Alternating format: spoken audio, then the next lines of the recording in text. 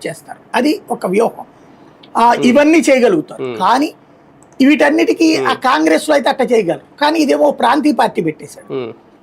ఆ ప్రాంతీయ పార్టీ పెట్టినటువంటిది చిరంజీవిని ఎట్లాగా తొక్కేశారు, దుర్మార్గమైన ప్రచారం చేసి అమ్ముడు పోయాడు అట్లా ఇట్లాగా చెప్పేసి అతను క్యారెక్టర్ అసాసినేట్ చేసి ఆ తర్వాత పవన్ కళ్యాణ్ లాంటి చివరికి తమ వెంట కూర్చోవాల్సిన పరిస్థితి తెచ్చిపెట్టారు.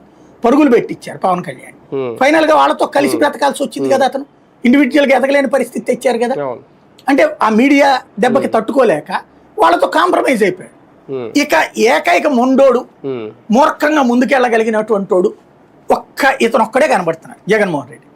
కాబట్టి ఇతన్ని మీడియా ద్వారా ఇప్పటికీ బద్నాం రోజు చేస్తూనే ఉంటారు.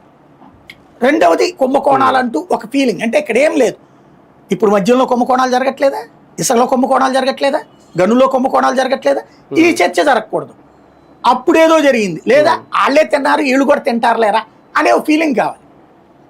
రెండవది ఈ చర్చ పక్కకి వెళ్ళిపోవాలి. మన ఇంటి ముందు బెల్ట్ షాప్ ఏంటి, ఏది మన తిరుపతి లాంటి చోట్ల మద్యం గోడవ ఏంటి, రోడ్డు పక్కన తాగడం ఏంటి, ఇట్లాంటి చర్చ జరగకుండా ఉండాలి కదా. జరగకుండా ఉండాలి అంటే అప్పుడు మద్యం తినేశాడు. ఇంకొకటి టాపిక్ డైవర్షన్ ఉండాలి ఎప్పుడైనా సరే. ఇది ఒక స్ట్రాటజీ నడుస్తుంది అనమాట. నీది ఎప్పుడైతే వైఫల్యం ఉంటుందో ఆ రోజున డైవర్షన్కి ఇంకో టాపిక్ తేవాలి. అదే నీది సక్సెస్. ఇప్పుడు చూడండి, తల్లికి వందనం